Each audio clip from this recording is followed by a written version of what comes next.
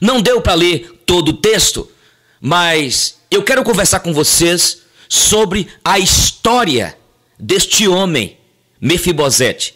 A história de Mefibosete sempre me encantou.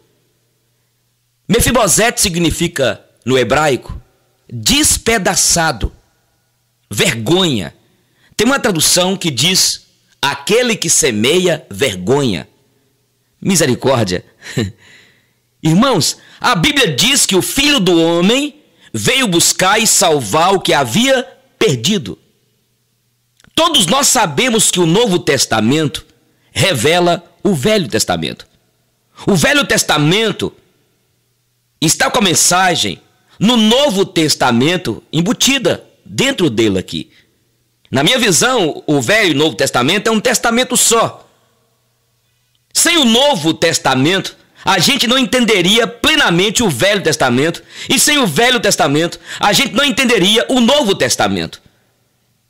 Há certas realidades na palavra de Deus, Velho Testamento, e que são tipos de coisas no Novo Testamento. Por exemplo, José é um tipo de Cristo no Velho Testamento. Naturalmente, que não foi, a tipologia não é perfeita, porque José teve também os seus defeitos, entende? Jesus Cristo foi perfeito. José não poderia ter todas as características do Senhor. Ele foi o Salvador do mundo. Assim que quando nós fazemos um paralelo do Novo Testamento e a identificamos, vimos também Davi. Davi é aqui o rei de Israel. Ele é um tipo de pessoa e da obra do Senhor Jesus Cristo. Quando nós abrimos o texto aqui, essa história de Mefibosete, então, Davi é um tipo do homem, sabe? Davi é o tipo do homem, é um tipo de Cristo que veio buscar e salvar o perdido. Então vamos entrar aqui e tirar algumas lições deste texto para que sejamos abençoados em nome de Jesus. Olha o nome desse cidadão então, Mefibosete. Ele era um aristocrata da família do rei. Ele era, amados e amadas, o segundo da sucessão para o trono. Mas houve uma guerra e diz aqui a palavra de Deus, que ele estava lá, certamente naquele contexto todo, e possivelmente ele já era órfão de mãe, porque aqui o texto diz que quem fugia com ele foi a ama, não foi a mãe dele, foi a ama dele, aquela menina que cuidava dele. E quando acontece a guerra e que o pai dele morre, e aqui ela está cuidando dele, esta ama, ela que trabalhava, que certamente era a mãe que faria isso, e ele foi morar na casa de Marqui, filho de Amiel, num lugar chamado Lodebar, logo que o pai dele morre. Lodebar era um lugar que ficava a mais de 300 quilômetros de Jerusalém. E naquela época, queridos, não tinha ônibus, não tinha moto, não tinha carros, né, aviões. O negócio era feito no lombo de um jumento, num camelo ou no dedão do pé. Ele foi morar lá longe, lá no oeste, do outro lado do Jordão. Porque é interessante aqui que quando acontece a guerra, o pai dele morre, o avô dele morre, essa ama sai correndo com ele, e ela cai, e ele fica manco de ambos as pernas. Aqui diz a Bíblia. Então veja, passou o tempo, e Davi assumiu o trono. E aqui mostra que quando Davi o mandou buscar, ele já era pai, ele já tinha um filho, Mica. Davi mandou buscá-lo. Davi perguntou quando subiu no trono se não havia alguém da família de Saul para ele usar de misericórdia e compaixão, como bondade, pelo pacto, pela amizade que ele havia feito com seu amigo Jonatas. A amizade de Jonatas com Davi, a Bíblia diz que sobrepujava o amor de um homem para com a mulher. Eles eram amicíssimos. Então, lá havia Mefibosete. O rei mandou trazê-lo para restituí-lo todas as terras. O rei disse: você vai morar em Jerusalém. E veja, irmãos, interessante que a chave de toda a história está aqui, ó. Comia sempre à mesa do rei. Aqui continua a história porque o rei Davi teve que fugir. E Ziba, seu gerente, não quis colaborar com o seu senhor, que era aleijado, levou aqueles presentes para Davi, e Ziba denegriu a imagem do seu patrão. E Davi, todo turbado e conturbado, por isso que o tipo não é perfeito, porque Davi tomou uma decisão precipitada. Jesus não tomava uma decisão como a que Davi tomou,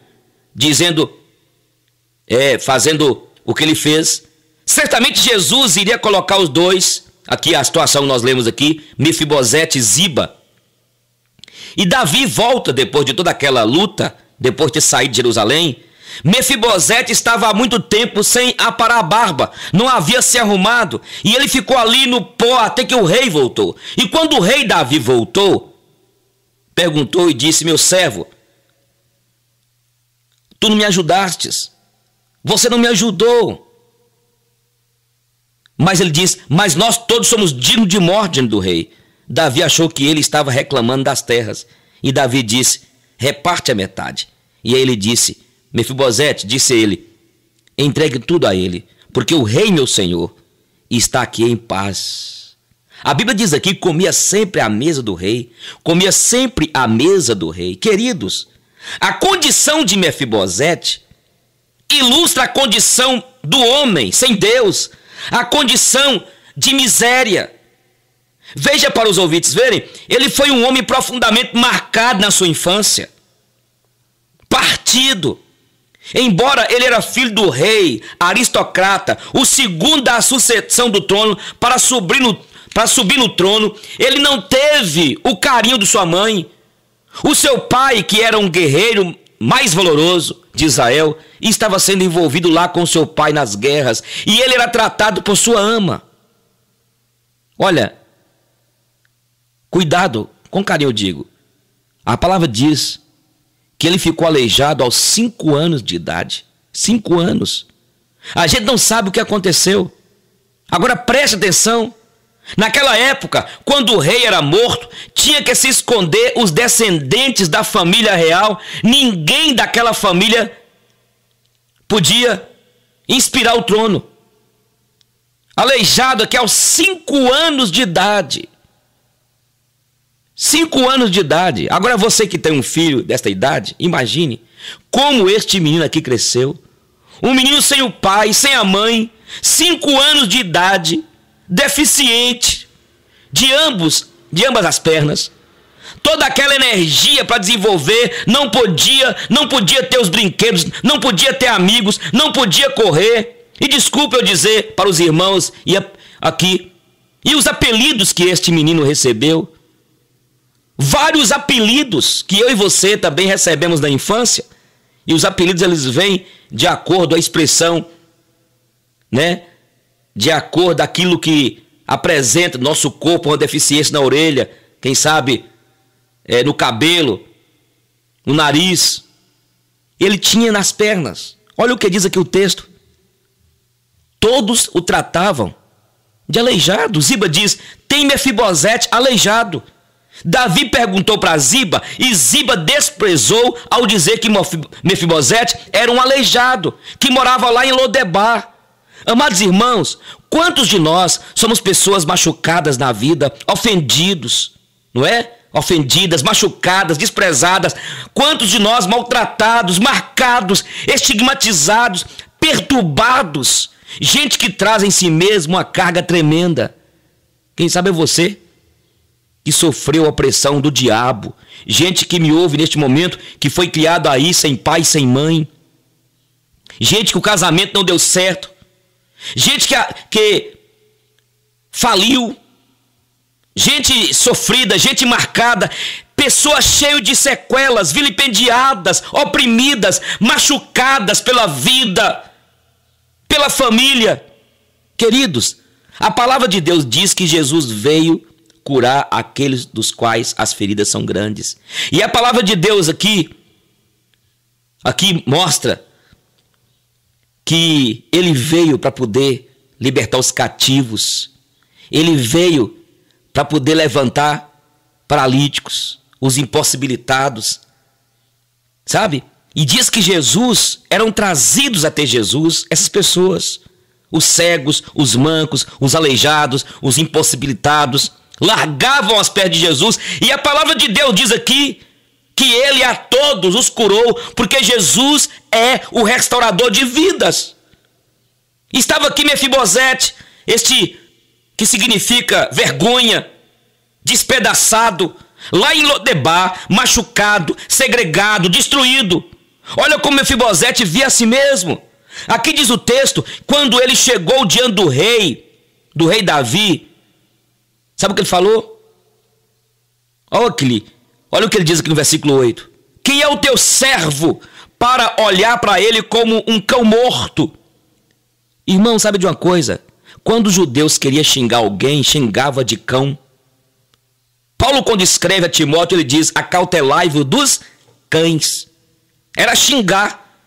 Agora, gente, nos nossos dias, o que é um cão morto? Nada. Mefibosete se autodepreciava, ele se sentia um zero à esquerda. Queridos, esta era a posição de Mefibosete. Sentia-se um zero à esquerda, autoimagem fraca, machucado, desdenhado. Uma autoestima baixa. A sua adolescência, ele não podia envolver nos folguedos da sua idade. Era alguém preso, agrilhoado. E, gente, isso foi ficando embutido dentro dele. Ele foi introjetando só derrota, só fracasso. Ele tinha um nojo de si mesmo, um jeito ruim de sentir a seu respeito. Queridos, é assim que muitos estão. Isso acontece, quem sabe, com você que me ouve aí nesse carro, na sua casa. Quem sabe é você, moça. Quem sabe é você, moça. Os fracassos que nós tivemos, a falta de sucesso.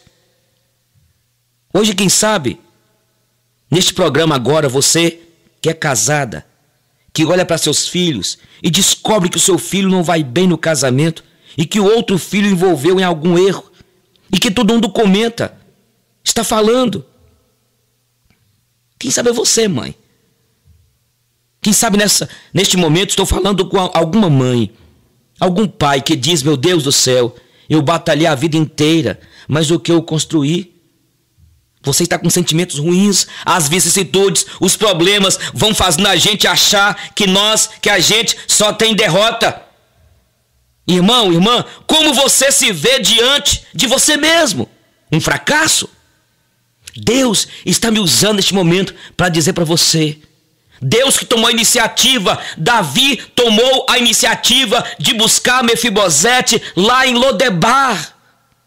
Deus sempre toma a iniciativa das maneiras mais espetaculares possíveis. Deus que sempre toma iniciativa, é o pastor que busca a ovelha, é a lâmpada que ilumina a moeda caída, é o amor do pai que constrange o coração do filho lá no meio dos porcos. É Deus, minha gente, que sempre toma iniciativa. Quem sabe você está aí segregado, quem sabe você está preso aí, nesse presídio, quem sabe você está preso aí nos seus traumas, você mesmo se encontra com vergonha, você se tem introjetado dentro de você mesma essa derrota, o que falaram, o que fizeram com você. Agora escute, sabe o que é? Tem muita gente sem comunhão na igreja, sabe por quê? Porque não toma iniciativa, fica no seu canto lá. Quem vai me procurar? Nesta igreja ninguém me procura, não é assim? Você tem que tomar iniciativa, meu irmão, minha irmã. Quem sabe você abandonou a comunhão dos irmãos. Deus tomou a iniciativa de converter você, de derramar sobre você a sua graça, de salvar pelo sangue do Cordeiro, os nossos pecados foram perdoados. Davi mandou trazer Mefibosete, que estava lá a 300 quilômetros de Jerusalém, segregado, desprezado, esquecido, invisível. Sabia que tem muita gente passando nessa cidade da igreja? Sabe por quê? Porque não abre o coração. Tem gente que chega para o pastor e diz: pastor, o senhor não visitou, o senhor não visitou minha família, o senhor não me visitou. Eu estive doente. Só que ninguém falou com o pastor. Reclama. Sabe? Converse com alguém, você que está aí, saiu da igreja. Você saiu da igreja lá por um problema e agora mudou de igreja, isso não vai resolver. Encara o problema de frente, toma a iniciativa de pedir perdão, toma a iniciativa de buscar o Senhor, toma a iniciativa de mudar, determina a tua vida. Eu vou mudar minha maneira de ser, eu não vou ficar aqui preso, eu não vou ficar aqui curtindo, eu não vou ficar aqui curtindo esse desprezo, alimentando dia e noite e dia esse fracasso. Eu não vou ficar trazendo à minha memória o que falaram de mim, o que me desprezaram, as palavras que vieram contra mim. Converse, minha querida, converse. As coisas vão mudar, as coisas começarão a ser transformadas. O rei Davi tomou iniciativa. E isso foi a primeira coisa que nós vimos aqui na vida de Mefibosete. E quando a gente toma iniciativa, as coisas começam a mudar. Porque Deus amou o mundo de tal maneira que tomou iniciativa e mandou o seu filho. Então, esta é a história deste homem, Mefibosete, que foi desprezado. Tiraram dele o direito que ele tinha das terras, da herança. Era o segundo da sucessão da aristocracia do trono. Foi distante lá na casa de Maqui, filho de Amiel, dependendo de um prato de comida, dependendo de uma ajuda. Mas Davi tomou a iniciativa e buscou. Deus tomou a iniciativa e nos resgatou, nos transformou. A segunda coisa que o rei fez, a Bíblia diz que Deus chamou pelo nome. Gente, a Bíblia diz que o rei chamou pelo nome. O nome é a palavra mais linda que existe, o seu nome. É ou não é? A não ser que você não gosta do seu nome. Quando você olha numa foto, quem é a pessoa mais importante lá, hein? É você, não é? É claro. Que retrato bonito você diz, não é? O rei restaurou a identidade de Mefibosete. O rei o deu valor como pessoa, como gente. É assim que Jesus faz. É assim que Jesus faz comigo e contigo. Ele nos restaura a identidade. Ele nos valoriza. Ele restaura como pessoa. Ele nos faz significativos. Ele nos traz para a família. Ele nos faz gente completa na sua presença. E quando a gente sai de Lodebar, da vida de pecado, de vícios, de complexos, de desdém, coração partido, esbagaçado, e chega aos pés do rei, o rei faz da gente uma pessoa diferente. Quantos de nós que éramos pessoas desprezíveis, alguns de nós éramos casos irrecuperáveis, não é? Mas o Senhor, como diz aqui o Salmo 113, tira do monturo do lixo o necessitado e o faz assentar entre os príncipes do seu povo. Ele nos tirou do charco de lama, do lamaçal, do lodo e firmou os nossos passos sobre a rocha. Essa segunda aqui, característica da libertação de Mefibosete. O rei o chamou pelo nome. Deus te vê, te conhece e te chama pelo nome. Você não é um número no meio de mais de 6 bilhões de pessoas que habitam o planeta Terra. Mais de 200 milhões no nosso país. Mais de 400 mil aqui em Montes Claros. Ele sabe do seu problema, ele te conhece. Antes mesmo de você vir a este mundo, ele já te conhecia. Antes mesmo de você ter casado, ele já sabia o nome dos seus filhos. A terceira coisa, o Senhor consolou o coração de Mefibosete. O rei logo em seguida disse: não temas, Mefibosete. O que será que passou na cabeça de Mefibosete quando disseram que o rei mandou chamá-lo? Hein? Ele era o único.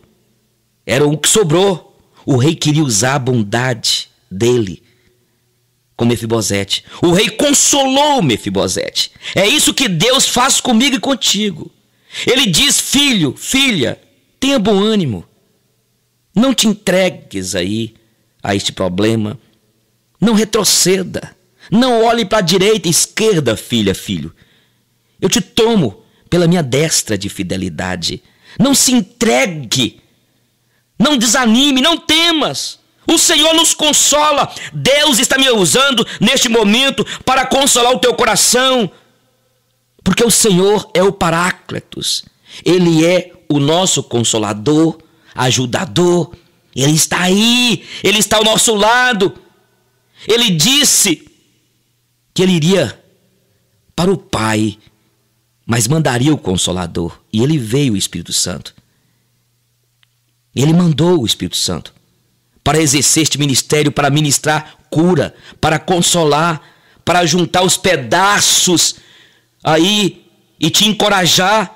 É este Espírito Santo que ora por nós com gemidos inexprimíveis. Ele nos encoraja, ele nos consola, ele nos anima. O Rei consolou. O Rei Jesus está me usando aqui para dizer para você que ele te consola. Quantas pessoas que ouvem, quantos irmãos que estão me ouvindo neste momento, que já foram consolados hoje, não é? É só você abrir a Bíblia e você vai ser consolado. A quarta coisa que Deus fez conosco e fez com Mefibosete e Davi é que o rei, sabe, ele restaurou a herança. E é isso que Jesus faz conosco. Ele diz: todas as terras, Mefibosete, que pertenciam ao seu avô, ao seu pai, são tuas. Gente, o cidadão estava lá em Lodebar, dependendo de um prato de comida de Amiel, filho de Marqui. Eu não sei se você já morou na casa dos outros, no Antia, mas é a pior coisa que existe, não é?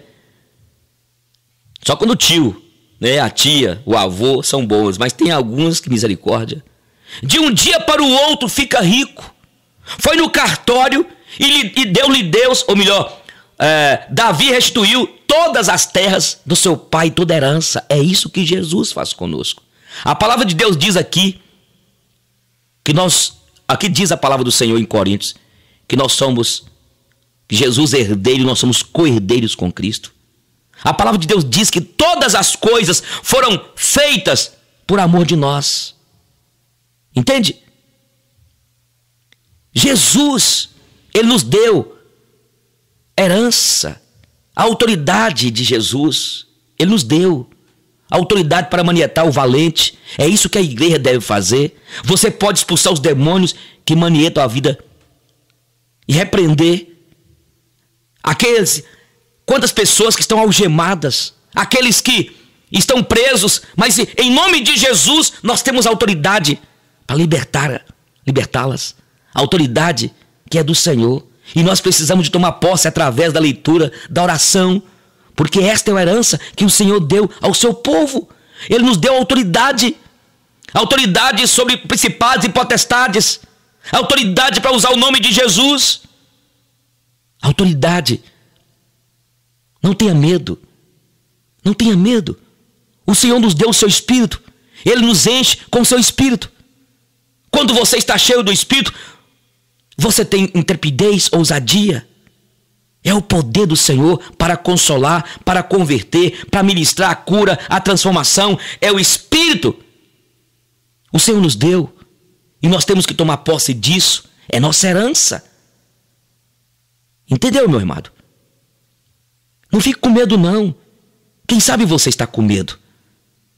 Já pensou se Mefibosete não tomasse posse? Ele tomou posse da herança que o rei lhe deu. Querido, você não pode ficar aí com medo do diabo. O diabo tem posto desespero, desejo de suicídio. Ele tomou posse da herança que o rei lhe deu. Querido, você não pode ficar aí com medo do diabo, não. O diabo tem posto desespero, desejo de suicídio, tem acabado com a alegria das famílias, tem roubado a alegria do povo de Deus, tem tirado a paz, tem colocado tristeza. Mas, meu amado, escute, não é esta a nossa herança. Nós temos agora herança, nós temos o Espírito Santo. A Bíblia diz que todas as coisas já foram colocadas debaixo dos pés do Senhor Jesus, e ele então deu à igreja. O diabo está debaixo dos pés de Jesus e ele deu à igreja. Escute, sabe o que o rei fez? A quinta coisa que o rei fez, o rei trouxe do exílio e lhe deu uma família. Mefibosete passou a ter uma família. Mefibosete não tinha família, ficava lá distante, sozinho, desprezado.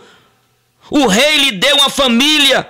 Assim também é quando alguém converte a Jesus, Deus lhe dá uma família, a família que foi comprada pelo sangue de Jesus. Por isso você que me ouve neste momento e diz que converteu, você precisa procurar o pastor da igreja que você está indo e preparar para batizar. Porque você agora faz parte do povo que foi comprado pelo sangue do Cordeiro, a família do Cordeiro de Deus. Tem um corinho que diz: quando eu estou com o povo de Deus, eu sinto a maior alegria. Eu fui pregar numa igreja lá em Recife, mas que coisa maravilhosa. Eu fui recepcionado naquela igreja e na casa dos irmãos, era os americanos, numa casa grande, missionários, e foi uma bênção. Eu senti ali como se eu estivesse na minha casa, minha família. Por que isso? Porque onde você for, tem uma família, que é a família do povo comprado pelo sangue do Cordeiro. A melhor família que existe. Tem problemas? Tem. Igreja tem problemas? Tem. Porque em toda família tem problemas. Mas é uma família abençoada. Você está desviado, volte hoje. Não tem lugar melhor do que fazer parte da comunidade dos salvos. Você está com raiva do seu pastor? Está encrencado com alguém lá na sua igreja? Desencrenca e continue firme. Não fique fazendo fofoca aí não. Saia do exílio, saia de Lodebar. Você faz parte da família do rei. Você faz parte da família do rei. Volte para o Senhor. Apesar da igreja ter tantas dificuldades, tantos problemas, mas na época quando a arca de Noé, lá dentro, aqueles 7 estavam, poderiam lá eles ficarem sentindo aquele cheiro forte das fezes daqueles animais, sabe, aquele fedor lá dentro. Mas era melhor ficar lá dentro do que sair lá fora e morrer.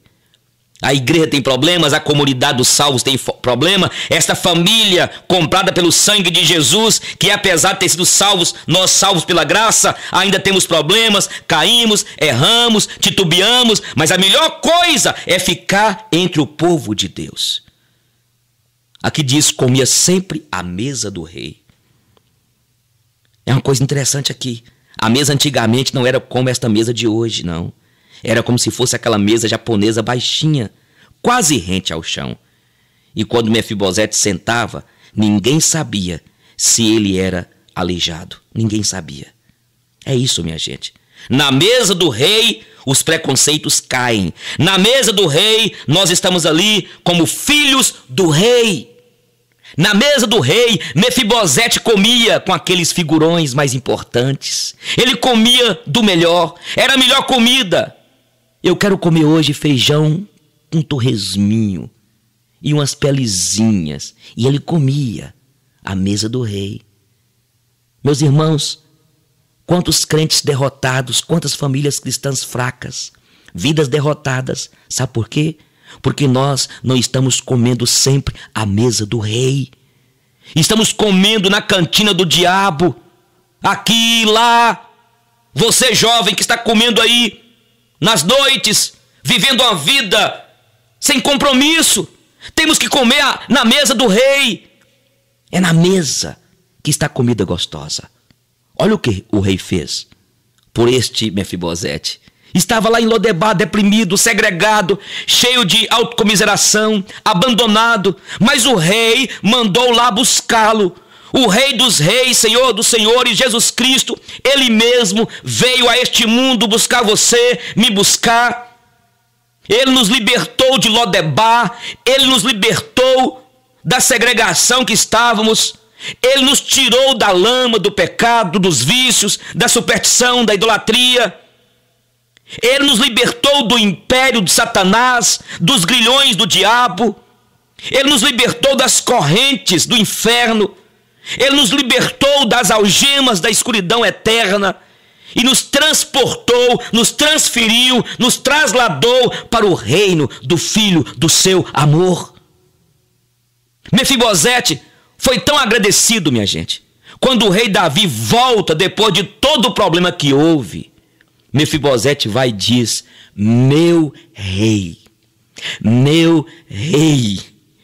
Ele tinha um coração agradecido, uma mente nova, uma esperança nova. Quando alguém vem a Jesus, quando alguém se encontra com o rei, todas as coisas se tornam novas. Ele aprendeu a ter domínio. Ele passa a ser um homem agradecido. Quanta gente neste momento poderia erguer as mãos para os céus e agradecer a Deus por tudo o que Deus tem feito. Não existe coisa tão maravilhosa do que estar com o Rei Jesus. O que adianta o homem ganhar o mundo inteiro e perder a sua alma?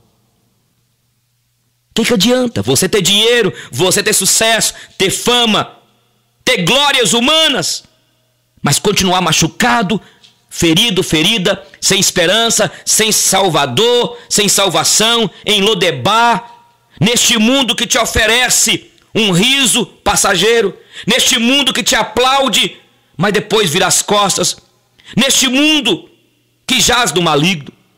Querido, você já encontrou o Senhor Jesus? Ei, você já teve uma experiência com Cristo da cruz?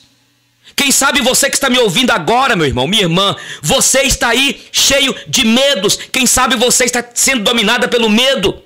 Mefibosete aqui, o rei, quando ele chegou, quem sabe ele estava com todo pavor e o rei tirou dele.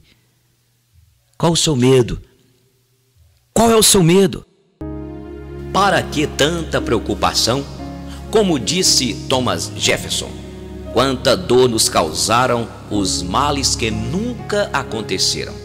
Infelizmente, as pessoas se preocupam demais. Passam boa parte de sua vida preocupadas com coisas que poderiam acontecer e, na grande maioria, não acontecem.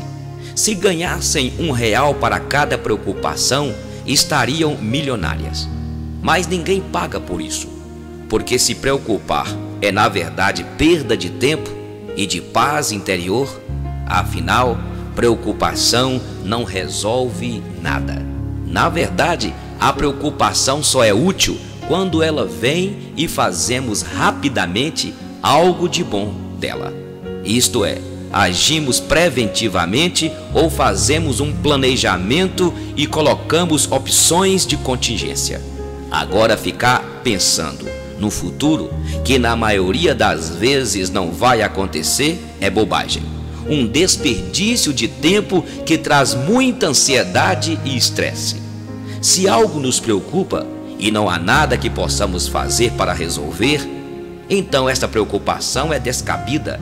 Dessa forma, estamos perdendo tempo com aquilo que não podemos controlar. Não está em nossa zona de influência.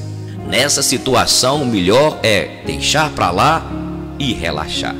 A Bíblia Sagrada, em Mateus capítulo 6, o Mestre Jesus nos ensina: porque andeis preocupados e ansiosos com o dia da manhã, basta cada dia o seu próprio mal. Olhai os lírios do campo, olhai as aves dos céus, não tecem, não fiam e não guarda alimento para o dia seguinte. E o Senhor tem cuidado de todos eles. Nem Salomão, em toda a sua glória, se vestiu e teve os cuidados que os pássaros têm e os lírios do campo. Preocupação é ocupar o tempo pensando de maneira antecipada, sem fazer nada de prático com isso. É uma forma dolorosa de passar o tempo, mas sem resultado. Perder sono e viver nesta aflição, para quê? Que desperdício de tempo e energia! A preocupação não nos leva para a ação, mas pode nos levar à depressão. A preocupação nos bloqueia, nos impede de sonhar e nos traz problemas sérios para o nosso organismo, para a nossa pele, para nosso corpo, para a nossa vida. Muita gente não vive o momento presente, não presta atenção no que está fazendo agora, ficam preocupadas com o futuro, mesmo que seja com o minuto seguinte à próxima tarefa. Afligem-se antes que um problema aconteça. E isso não adianta em nada. Sobre o futuro devemos estabelecer metas e fazer planejamentos somente. E confiar em Deus e esperar nele. Que Ele nos dê graça, saúde, para poder conquistar aquilo que projetamos e tanto almejamos e sonhamos. Ao invés de ficar preocupado com o futuro, aprenda a ter esperança, a esperar um futuro melhor e também acredite mais na sua capacidade de resolver as coisas quando acontecerem. Afinal de contas, o Criador nos fez seres à sua imagem e semelhança. Nos deu a capacidade de sonhar, de tomar decisões e fazer escolhas. Se aparecer alguma preocupação, tome providências. Se não puder tomá-las por algum motivo, é porque é somente coisa de sua cabeça. Largue esses pensamentos, viva com mais leveza. Se você confiar em Deus, se você acreditar no seu potencial, a vida é boa. Nós que não conseguimos entender a própria vida. Já ouviu o ditado? Se não deu certo ainda, é porque ainda não acabou. Ele pode ser muito útil. Tenha fé em Deus. Acredite que as pessoas são usadas por Deus e são colocadas em tua caminhada para te fazer andar mais para frente. Que Deus te abençoe e que este dia seja um dia diferente na sua vida. Alegremo-nos e regozijemo-nos, porque este dia o Senhor fez. Enxergar algo diferente. Conta-se que uma senhora, apesar de muito bela, tinha um defeito. Suas mãos eram enrugadas, quase deformadas. Durante muito tempo, sua pequena filha, uma menina inteligente, conteve de perguntar o motivo da imperfeição. Alguns anos se passaram e da curiosidade da menina surgiu o seguinte comentário: minha mãe, eu gosto muito do seu lindo rosto, amo seus lindos cabelos, mas não consigo gostar das suas mãos, são tão feias. Então, a sua mãe levantou seus olhos profundos e límpidos, irradiando carinho e fixando os olhos da filha, contou-lhe o seguinte: uma noite, quando você ainda era muito pequenininha e estava dormindo então encolhida em teu berço, na penumbra do teu quarto vi ecoar nas paredes da casa um grito de incêndio. Corri pelas escadas e subi os degraus precipitadamente e encontrei teu quarto em chamas. Me atirei em direção ao teu berço e quando tudo em minha volta ruía, te salvei. Desde então, minhas mãos ficaram assim. A menina ficou em silêncio por alguns instantes. Depois disse: minha mãe, eu ainda gosto muito do seu rosto. Amo seus olhos, admiro seus cabelos e seu corpo. Mas agora gosto das tuas mãos mais do que tudo. Descobrir, portanto, consiste em olhar para o que todo mundo está vendo e enxergar algo diferente. Águia ou galinha? Um camponês criou um filhotinho de águia junto com suas galinhas, tratando-a da mesma maneira que tratava as galinhas, de modo que ela também pensasse que era uma galinha. dando a mesma comida jogada no chão, a mesma água num bebedouro rente o solo, e fazendo-a ciscar para completar a alimentação, como se fosse uma galinha. A águia crescia e ficava muito bonita e formosa, mas passou a se portar como se fosse uma galinha.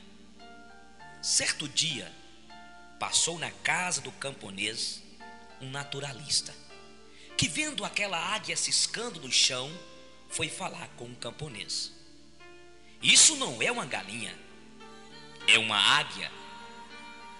O camponês retrucou: agora ela não é mais uma águia, agora ela é uma galinha.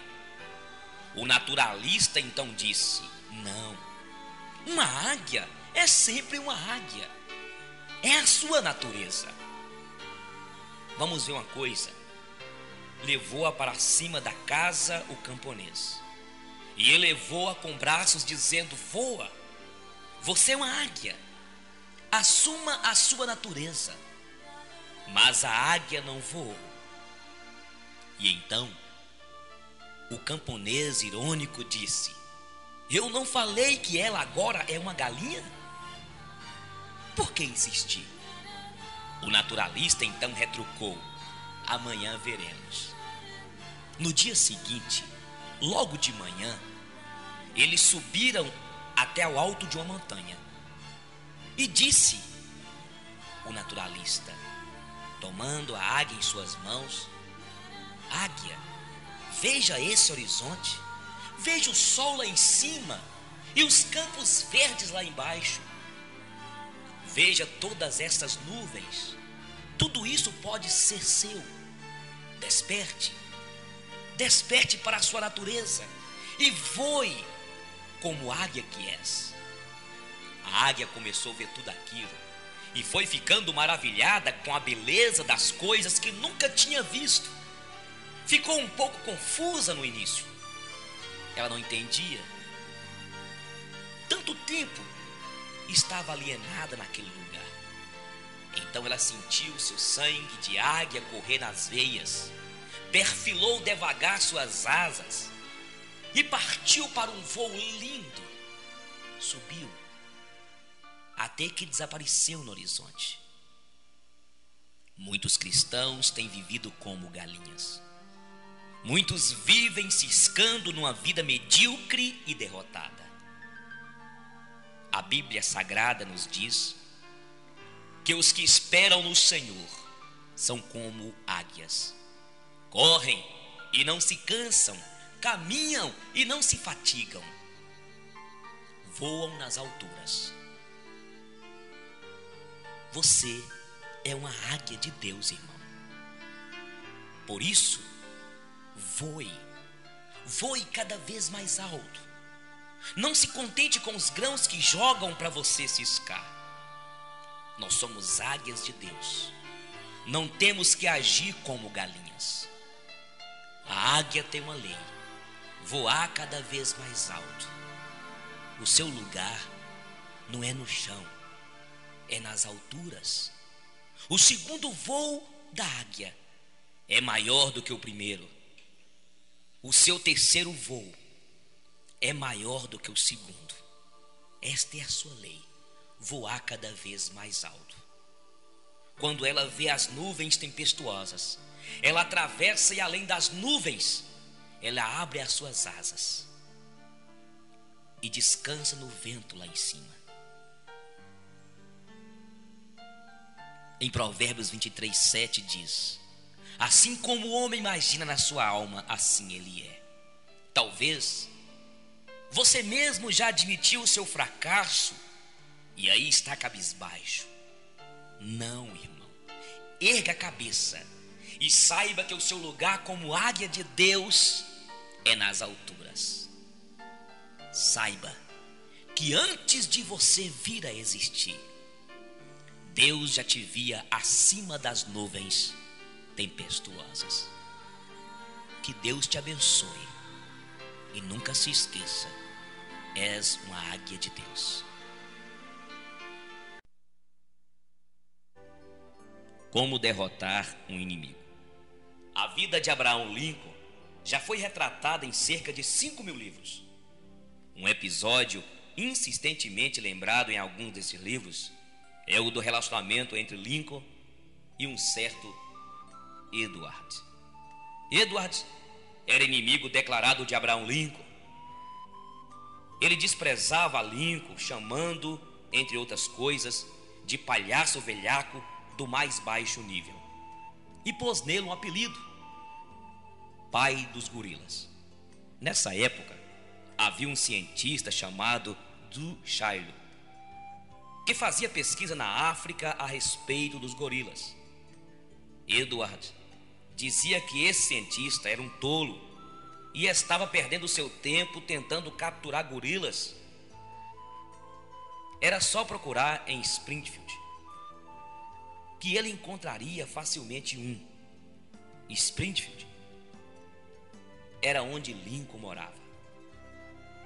A tantas e tamanhas ofensas, Lincoln respondia apenas com o silêncio. Toda a difamação de Edward não deu resultado, pois a 6 de novembro de 1860, Lincoln foi eleito 16º presidente dos Estados Unidos da América. Chegou o momento de Lincoln, como presidente da nação, escolher os seus ministros. Para desespero de alguns e surpresa de todos, Lincoln convidou Edward para integrar o ministério. Edward aceitou o convite, tornando assim ministro da guerra. Vários assessores de Lincoln argumentaram que Edward poderia ser um estorvo para a administração, que provavelmente tentasse subornar e sabotar o desempenho do governo. Lincoln respondia que, tendo procurado em todo o país um homem qualificado para o cargo, encontrou em Edward. Esse homem que ele era o mais preparado para o posto. Durante toda a administração, Lincoln tratava o seu ministro com respeito e cortesia, como se nada antes houvera acontecido. O tempo passou. Em 14 de abril de 1865, Lincoln foi covardemente assassinado no Teatro Ford, em Washington. O país ficou chocado. O corpo de Lincoln ficou em exposição numa pequena sala. A seu lado, de pé, lá estava Edward. Diferente, completamente transformado. Dizia com sincera emoção: aí jaz o maior governante que o mundo já viu. Agora ele pertence à história. Era a vitória do amor por sobre o ódio. Mais uma evidência de que o perdão tem força irresistível.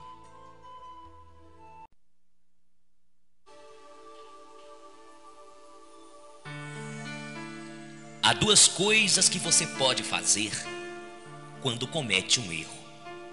Pode sentir pena de si mesmo e desistir, ou pode aprender alguma coisa. Nenhuma pessoa na vida conseguiu êxito sem nunca se encontrar uma vez ou outra pendendo à beira do abismo ou do fracasso.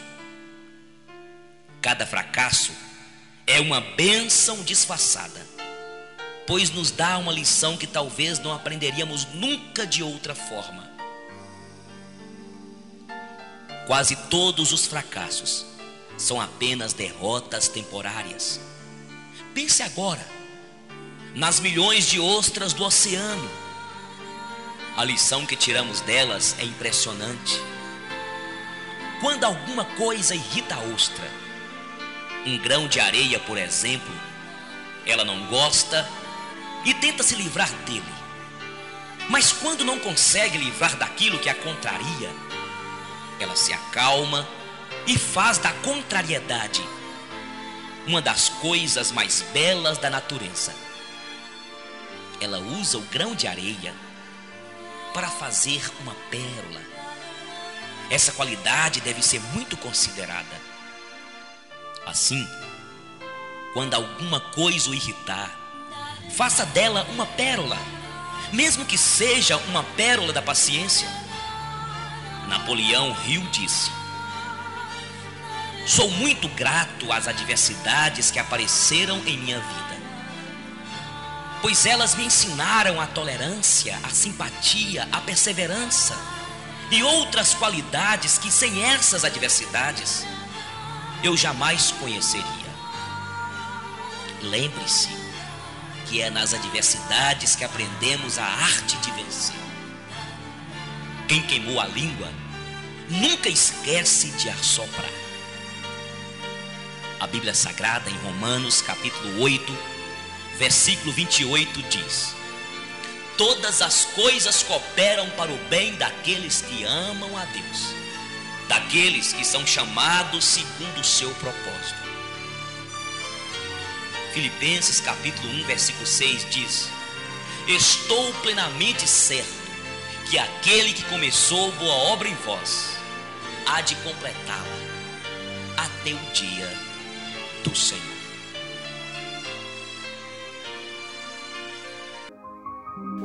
Um velho carpinteiro estava para se aposentar. Ele contou a seu chefe os seus planos de largar o seu serviço de carpintaria e de construção de casas e viver uma vida mais calma com sua família. Claro que ele sentiria falta do pagamento mensal, mas ele necessitava da aposentadoria. O dono da empresa sentiu em saber que perderia um de seus melhores empregados e pediu a ele que construísse uma última casa como um favor especial. O carpinteiro consentiu, mas com o tempo era fácil ver que seus pensamentos e seu coração não estavam no trabalho. Ele não se empenhou no serviço e se utilizou de mão de obra e materiais-primas de qualidade inferior. Foi uma maneira lamentável de encerrar sua carreira. Quando o carpinteiro terminou o seu trabalho, o construtor veio inspecionar a casa e entregou a chave da porta ao carpinteiro. Está aí, é a sua casa, ele disse. Meu presente a você. Que choque, que vergonha! Se ele soubesse que estava construindo sua própria casa, teria feito completamente diferente. Não teria sido tão relaxado. Agora ele teria de morar numa casa feita de qualquer maneira. Assim acontece conosco. Nós construímos nossas vidas de maneira distraída, reagindo mais que agindo, desejando colocar menos do que o melhor. Nos assuntos importantes, nós não empenhamos nosso melhor esforço. Então, em choque, nós olhamos para a situação que criamos e vemos que estamos morando na casa que construímos. Se soubéssemos disso, teríamos feito diferente. Pense em você agora, como um carpinteiro. Pense sobre sua casa. Cada dia você martela um prego novo, coloca uma armação ou levanta uma parede. Construa então, sabiamente. É a única vida que você construirá. Mesmo que você tenha somente mais um dia de vida, este dia merece ser vivido graciosamente e com dignidade. A vida é um projeto e faça você mesmo. Quem poderia dizer isso mais claramente? Sua vida de hoje é o resultado de suas atitudes e escolhas feitas no passado. Sua vida de amanhã será o resultado de suas atitudes e escolhas que fizer hoje. A Bíblia diz aqui em Gálatas capítulo 6, versículo 7: tudo que o homem semear, assim também colherá. O que você está semeando? O que você está plantando nesta terra, neste mundo? O que será do seu amanhã? Mentes grandes discutem ideias. Mentes medianas discutem eventos e fatos. Mentes pequenas discutem pessoas. Não podemos crer na total transparência das pessoas. É preciso aceitar que os outros têm segredos e regiões de solidão.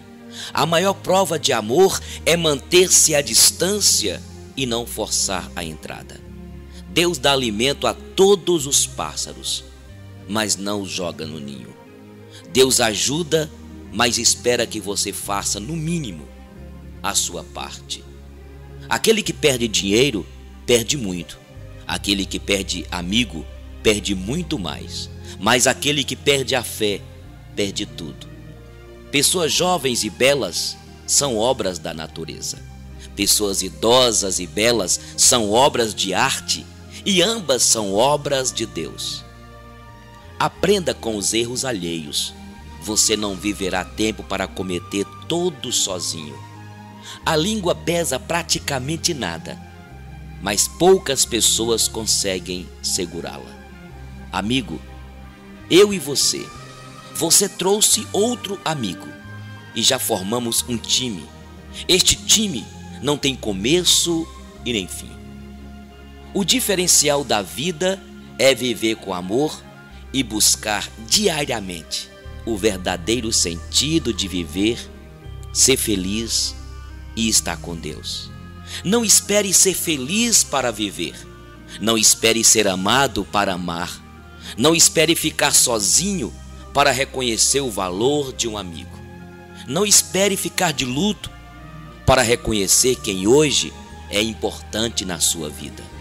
Não espere o seu melhor emprego para começar a trabalhar. Não espere a queda para lembrar-se do conselho. Não espere. Não espere a enfermidade para reconhecer o quão frágil é a vida. Nem espere encontrar a pessoa perfeita para então se apaixonar. Não espere a mágoa para pedir perdão. Não espere a separação para pedir a reconciliação. Não espere a dor para acreditar na oração. Não espere elogios para acreditar em si mesmo. Não espere. Não espere o tempo para servir. Não espere que o outro tome a iniciativa se você foi o culpado.